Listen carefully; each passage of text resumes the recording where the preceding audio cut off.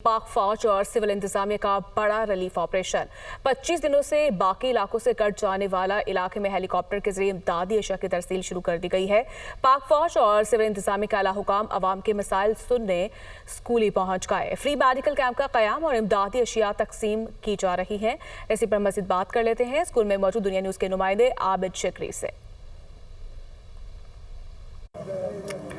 जी बिल्कुल, इस वक्त मैं अस्कोली में मौजूद हूँ। अस्कोली ज़िला शिगर का आखिरी सेटलमेंट एरिया है। गुज़िश्ता 25 दिनों से यहाँ तक का जो रास्ता है वो बंदिश की वजह से यहाँ के जो अवाम मुश्किलात में घिरा हुआ है। यहाँ पे से दुनिया का जो राबता मुनक़ता था। आज पाक फौज और सिविल इंतज़ामिया बल्तिस्तान और शिगर की जानिब से इन सैलाब मुतासिरीन और इस रोड के बंदिश के जो मुतासिरीन के लिए इमदादी कैंप का इनकाद किया गया। यहाँ लोगों से जब हमारी बात हुई तो उनका यही कहना था कि ये लोग 25 दिनों से मसूर है और उनकी कोई दाद रसी नहीं हुई थी। आज पाक फ़ौज और सिविल इंतज़ामिया की जानिब से जो रिलीफ़ कैंप यहाँ पे कायम करके इनको जो रिलीफ़ पहुँचाया गया, जिसका वो उनके मशकूर व ममनून है।